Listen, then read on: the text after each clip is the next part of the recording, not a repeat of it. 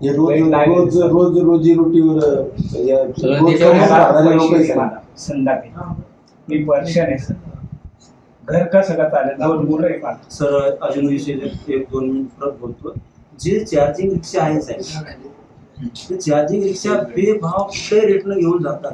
त्याच्यामुळे auto rickshaw चालक, licence धारक, परवाना धारक, तो नंतरचा विषय. आता पहिले एलपीजी आम्हाला थोडं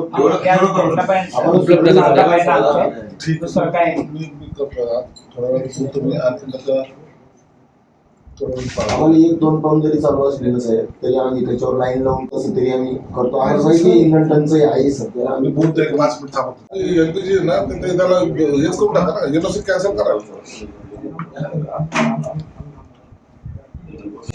हा असं काहीतरी करा ना, तेव्हा ठिकाणी होतील ना ते. अरे पण आता हे रोज हातावर पोट म्हणजे पोट आहे त्यांचं त्या रिक्षावरच. आता ते 4 दिवसावरून त्याच्याकडे नाही येत. हे सगळं जण आज सकाळ 8 वाजेपासून बसलेले होते माझ्याकडे. आता भेटले त्यांना.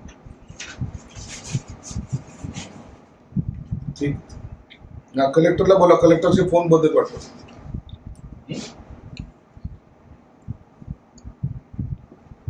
पंपवाला म्हणतो साहेब आमच्या बापाचं पंप आहे आणि काय करायचं करू, तुम्हाला नाही देणार. ते आता 2-3 बंद वसूल करायला होतो ना मी आता. असं काय झालेलं आहे याच्यामध्ये, एलपीजी वाले जे आहे गॅस कंपनीवाले हे प्रायव्हेट आहे, ज्यांच्यावर सरकारचा निर्बंध नाही. त्यांचं ऑफिस आहे नागपूरला.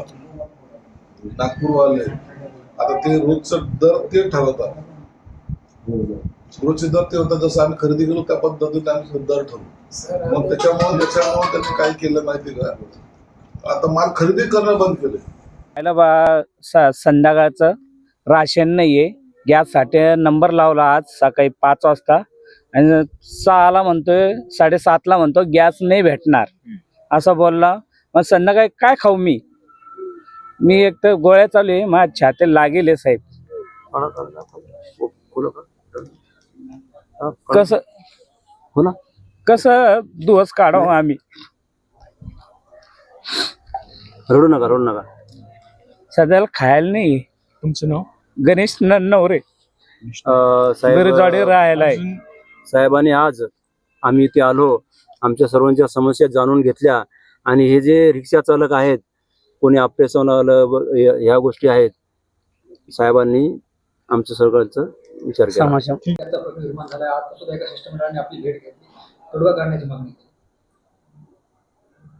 शहरामध्ये एलपीजी गॅसचा जो काय तुटवडा होतोय, ऑटो एलपीजी गॅसचा मुळा, हा कंपन्याच्या काही अरेरावीमुळे सुद्धा होतोय.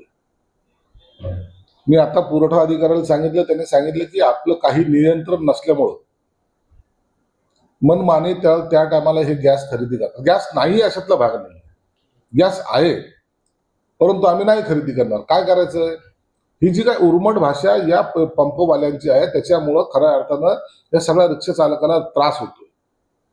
मी आता त्यांना निर्देश दिलेले आहेत की काही पेट्रोल पंप जे आहेत ते ऑटो एलपीजी गॅसचे 2-3 एनओसी आपण दिलेले आहेत, त्यांना कॅन्सल करा, त्यांना सील करून टाका.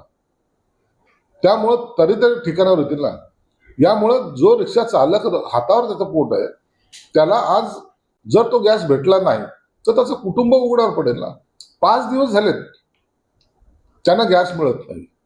म्हणून आता ही कठोर कारवाई करण्याचे निर्देश मी पुरवठा अधिकारी आणि जिल्हाधिकाऱ्यांना दिलेले आहेत. आता तातडीने ते कारवाई करतील अशी त्यांच्याकडून अपेक्षा आहे.